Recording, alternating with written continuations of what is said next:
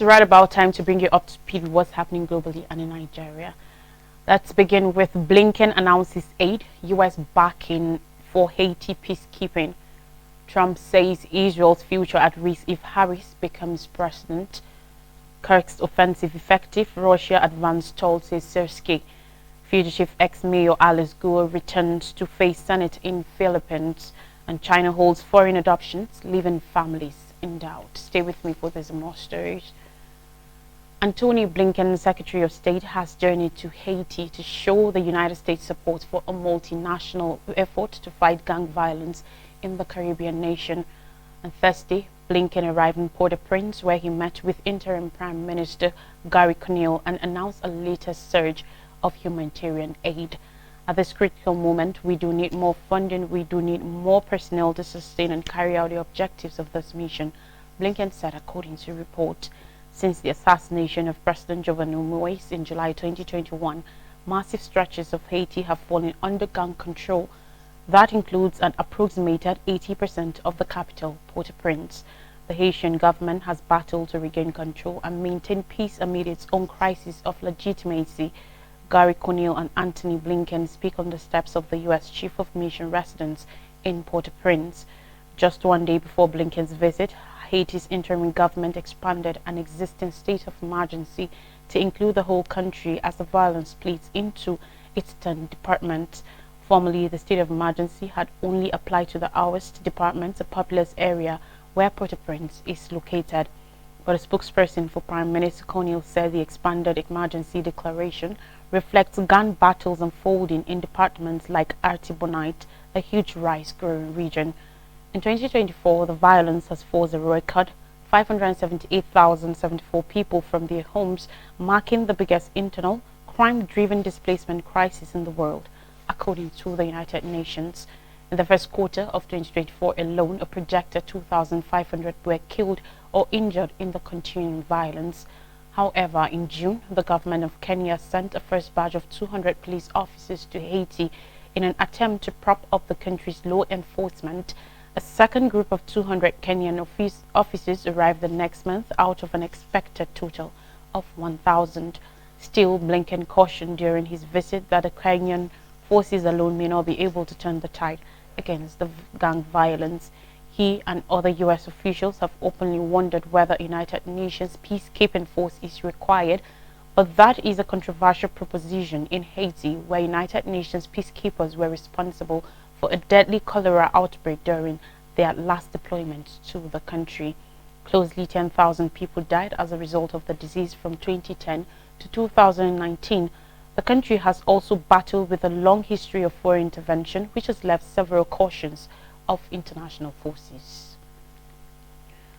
On U.S. 2024 election, if United States Vice President Kamala Harris is elected to the White House in November, ex-President Donald Trump has claimed Israel will cease to exist.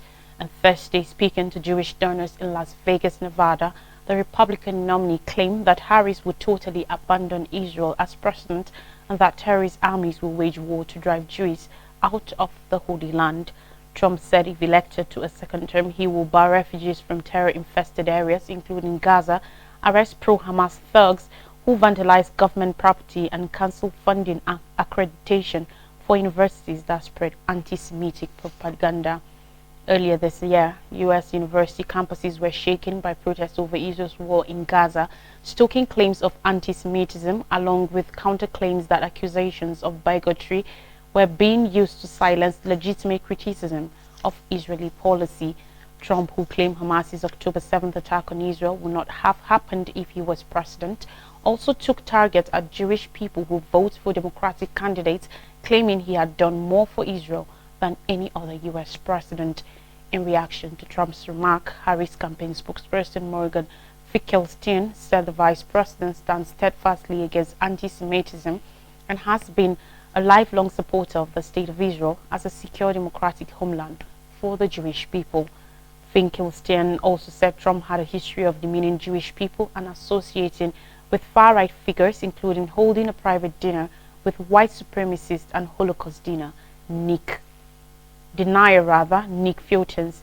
Harris has extensively echoed President Joe Biden's staunch backing of Israel resisting pressure from the progressive wing of her party to stop shipments of weapons being used by Israeli forces in Gaza. The Democratic nominee has, however, placed greater importance on the plight of Palestinians in public statements, saying she will not be silent about the suffering in Gaza and that far too many innocent civilians have been killed in the war so far.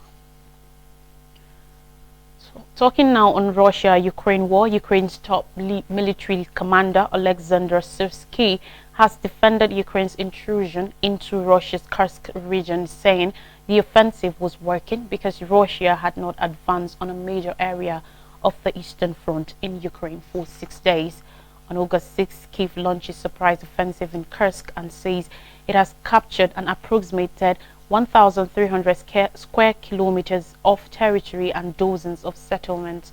Officials have said the offensive was part of a plan to slow Russia's advance towards the strategically important town of Pokrovsk in Donetsk in eastern Ukraine. According to reports, Syrskyi said Ukraine was doing everything possible not to lose Pokrovsk. It was not possible to verify the situation on the front line and the claims made by each side. Russian President Vladimir Putin earlier on Thursday said the Kursk offensive had failed to slow Russia's advance and that a step had only served to weaken Ukraine's defenses in Donetsk. Analysts say Russia has moved few soldiers from the Ukraine east to Kursk, where its forces are supported by conscripts and ethnic Chechen fighters. It has continued to claim advances towards Pokrovsk, saying it captured many small villages east of the province as well as near Mirnorad. Tens of thousands of residents are being evacuated. Amid the continued fighting and a latest wave of Russian bombardment that has killed dozens over the past week, Ukraine has mounted pressure on the US and its other allies to provide it with more air defenses and allow it to use Western-supplied long-range weapons on military targets inside Russia. Those issues are expected to be deliberated later on Friday when members of the Ukraine Defense Contact Group UDCG, a group that provides military aid to Ukraine, meet in Germany. The United Kingdom announced it will supply 650 lightweight Meteorol missile LMM systems to boost Ukraine's air defense capabilities, with the first deliveries by the end of the year ahead of the meeting. UK Defense Secretary John Healey said in a statement, "In recent days, we have seen the tragic cost of Russia's indiscriminate strikes on Poltava and Lviv. These new UK-made missiles will support Ukraine to defend its people, infrastructure and territory from Putin's brutal attacks." Now, in the early hours of Friday morning, a former mayor, Alice Guo, who went on the run after she was accused of connections to Chinese organized crime, has returned to the Philippines, where she is expected to be brought in front of the Senate. Report from Philippines said Guo traveled on a chartered jet from Jakarta, where she was apprehended for immigration offenses earlier this week and was accompanied by Interior Secretary Ben-Hur Abulos and Philippine National Police Chief General Romel Francisco Marbil. In brief comments at a news conference after her arrival, she said she had been the target of death threats. She spent most of the time with her back to the media and looking at the wall. Abalos vowed to provide security for the former mayor but urged her to speak out. Guo, the former mayor of the town of Bamban, fled the country in July and is wanted by the Philippine Senate for failing to appear before a panel probing her alleged connections to Chinese organized crime syndicates running cyber scam operations. Reports say she was expected to appear before the panel on September 9th. Guo, who also has Chinese nationality and goes by the name Guo Huaping, has denied the allegations against her as malicious. Philippine law enforcement agencies, including the Anti-Money Laundering Council, have filed numerous counts of money laundering against her and 35 others with the Justice Department. In May, the Senate launched its probe into Guo after a raid on a casino in Banban exposed what they said was a scamming center on land that she partly owned. Banban town is in Tarlac province, about 100 kilometers, 62 miles north of the capital, Manila. An anti-corruption office removed her as mayor in August on the grounds of grave misconduct over her alleged relations to illegal gaming operations in the town. Meanwhile, China has declared the end of its inter-country adoption program, a scheme that had permitted Chinese-born children to be adopted by families overseas. At a daily briefing on Thursday, the spokeswoman for the Chinese Ministry of Foreign Affairs, Mao Ning, said China is no longer allowing foreign adoptions of the country's children, with the only exception for blood relatives to adopt a child or a stepchild. Mao did not explain the decision other than saying it was in line with the spirit of relevant international conventions.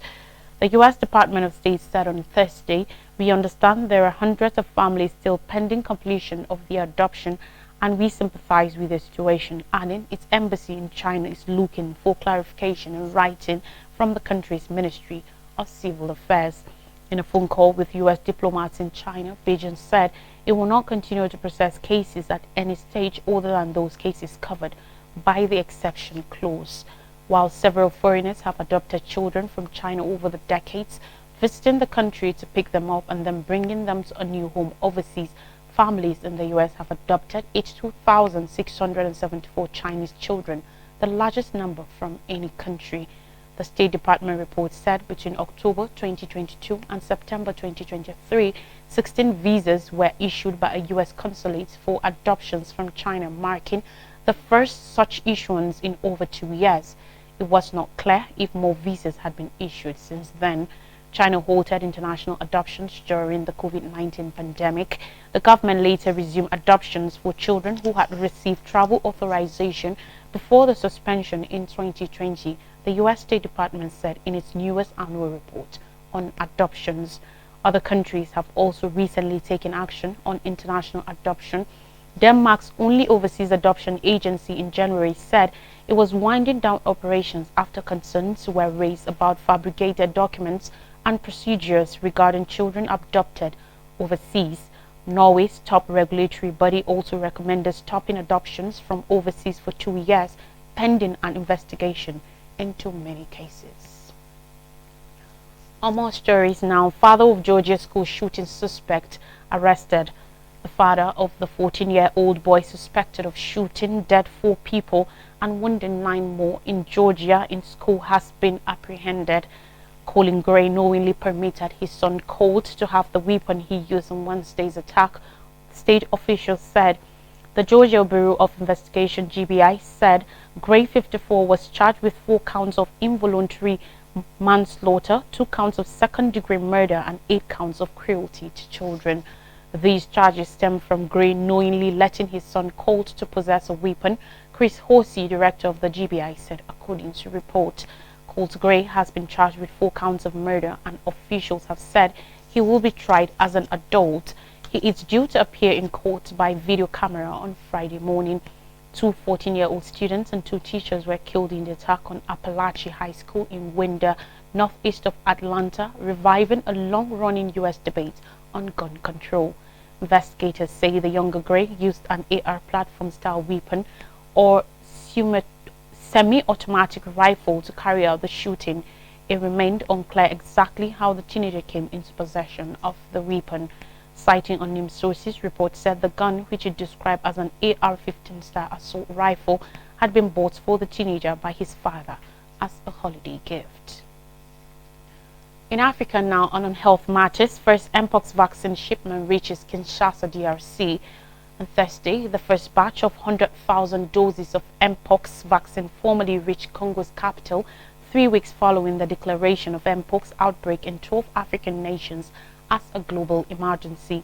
Western partners, including the European Union and the United States, have committed to providing closely 380,000 doses of Mpox vaccines. However, this amount represents less than 15% of the 3 million doses that authorities claim are required to control the Mpox outbreaks in Congo, which is at the center of the global health crunch. Speaking at the airport, Director General of HURA, Laurent Muskel, announced, "Today we are delivering 100,000 doses of Mpox vaccine, which will arrive at Kinshasa Airport at 12:10 local time. Another flight carrying an additional 100,000 doses is scheduled for Saturday at the same time. This means a total of 200,000 doses are coming to the Democratic Republic of Congo, DRC, to tackle the Mpox crunch. Just 2 weeks after the Africa CDC and WHO, WHO declared a continental and international health emergency, we are taking action to provide the necessary vaccines to protect the at-risk population. The 100,000 doses of the MVABN vaccine produced by the Danish firm Bavarian Nordic were donated by the European Union via HERA, the EU's health emergency agency. The organization reported last week over 22,800 mpox cases and 622 deaths across the continent, noting a 200% surge in infections within the past week. The majority of cases and fatalities in Congo, where the latest mpox variant was first identified and where most infections were among children under 15. Last week, the U.S. donated 10,000 doses of mpox vaccines to Nigeria, where the disease has been prevalent. This marks the first known donation to Africa since the outbreak started. Nigeria has reported 40 mpox cases this year, according to the Nigeria CDC.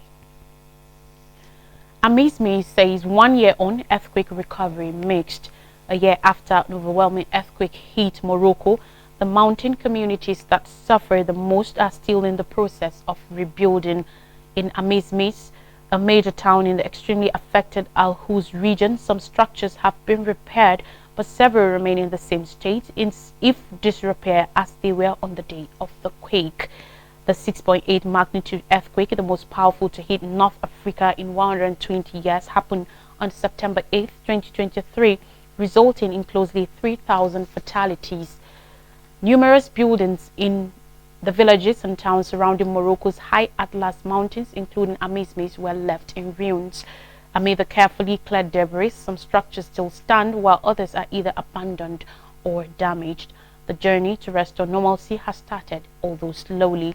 Residents have had to navigate a complex bureaucracy to access funds needed for rebuilding their homes over the past year.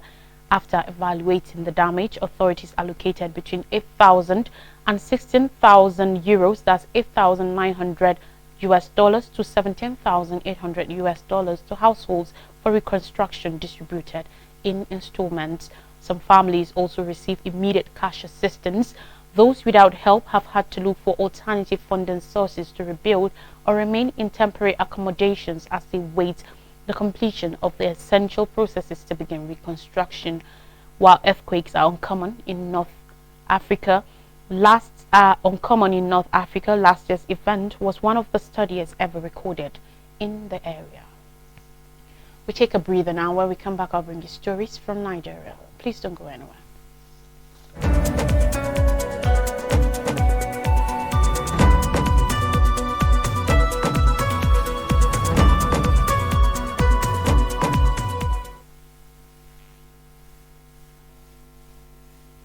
Welcome back now. Zuma Nigeria. We begin with Tinubu urges NNPCL others to tackle fuel issues. President Bola Ahmed Tinubu has instructed Vice President Kashim Shettima to assemble a high-level meeting targeted at tackling the challenges in the oil and gas industry, particularly the prevailing issues of pricing and scarcity. To this end, Shettima met with the Minister of State for Petroleum Resources, Oil, Heineken Lokpobiri, Group Managing Director of the Nigerian National Petroleum Company Limited (NNPCL), Mele Kyari, and the Executive Director under the Nigerian Mainstream, Downstream and Petroleum Regulatory Authority, Ubogu Okoha, at the Presidential Villa on Thursday. The NNPCL on Tuesday, September 3, 2024, adjusted its pump price of petrol to 855 naira, and other filling stations owned by independent marketers above 900 naira per litre, depending on the location. The state-owned oil company recently discovered that it has been selling petrol at half of the landing cost and had incurred debts of $6.8 billion. The president has stressed the need for quick reflection and action to ensure stability in fuel supply and pricing, according to Lokobiri. He said the vice president, in line with the president's directive, is spearheading efforts to ensure that petroleum products are accessible across the country. He assured Nigerians that steps are being put in place to add the availability of petroleum products nationwide by the end of the week. He equally noted that while prices may vary in different regions, the government's aim is to make sure that fuel becomes more accessible, which will ultimately help stabilize prices. However, Lokobiri clarified that the federal government has no hand in setting fuel prices as the sector remains regulated. He said with increased product availability, it is expected that market forces will naturally bring prices to a more stable level. Tinubu is currently on an official trip to China where he is attending the FOCAC summit. Recall that Nigerians woke up to fuel pump price adjustment on Tuesday, showing the price per litre from 617 naira to 897 naira per litre. Corroborating Lakobiri, the executive director at Nigeria Mainstream Downstream Petroleum Regulatory Authority, he said all regulatory efforts are now geared towards stabilizing supply, with a resultant effect that will be positive also on the stability of the price. And finally, on the news, flood. Federal government forecasts 5-day heavy rain in 21 states. The National Flood Early Warning System Center of the Federal Ministry of Environment has forecast 5 days of heavy rainfall, which may lead to flooding in 21 states and 123 locations. On Thursday, the ministry, who made this known in a statement, issued caution communities downstream of the River Benue to evacuate the area. The center indicated that the identified locations and the environs are likely to experience rainfall that could result in flooding from September 4th to 8th, 2024. According to the center, the states and locations affected include Adamawa State, Mubi, Sheleng, Damsa, Numan, Song, Wuro, Boki, Natsubi, Mayo, Belwa, Jimeta, Bajili, Ganye, Farkumo, Abakumbo, and in Benue State, Udoma, Ugopo, Obukolo, Opiam, Otobi, Otupo, Mbakba, Makordi, Bajambinga, Goko, and Imbasa. Bauchi State, Azare, Jamare, Itas, Masau, Tafa, Balewa. Kogi State, we have Unkwa, Lawo, Ida, Abaji, Wara, Omala, Basa, and Ajaokuta. In Borno State, Biu, Maiduguri, Briel. Nasarawa State, Ado, Maraba, Udeni, Rukubi, Ajima, Odogbo. In Gombe State, Nevada, Gombe, Bajoga. Kwara State, Kosumbosu, Kaima. In Jigawa State, Dotse, Gumel, Ringim. Oyo State, in Kishi. Other states include Kaduna State, Kachia, Zaria, Kauru, and Jaji. Edo State, Udochi, Agenegbode.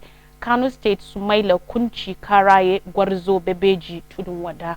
In Katsina State, Bakori, Bindawa, Funtua, Jibia, Kaita, Katsina, and Daura.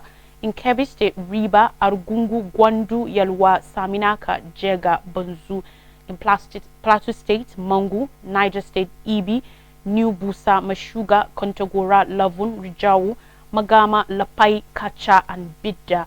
Sokoto State, Isa, Makira, Gagawa, Shagari, Salami, and Goronyo. Taraba State, Ngarua, Sarti Yoro, Natubi, Mutumbiu, Kwata, Kanawa, Lau, Kambiri, Jalingo, Gungu, Bodel, Gosor, Garkawa, Badawa, Beli, Boleri, Mayo, Renewa, and Duchi. In Yobe State, we have Gaidam, Potiskum, Dapchi, and Damaturu, and Zamfara State, Bukuyum, Gumi, Kaura, Namoda, and Shankafi, Maradun. The authorities have cautioned that due to the rising water level of the River Benue, communities downstream from Makurdi are advised to evacuate. A recap of major stories says Blinken announces aid, U.S. backing for Haiti peacekeeping. Trump says Israel's future at risk if Harris becomes president. Kursk offensive effective. Russia advanced toll, says Sersky. Fugitive ex-mayor Alice Guo returns to face Senate in Philippines, and China holds foreign adoptions, leaving families in doubt. And that's all on the news. Thanks for watching. Have a great weekend ahead.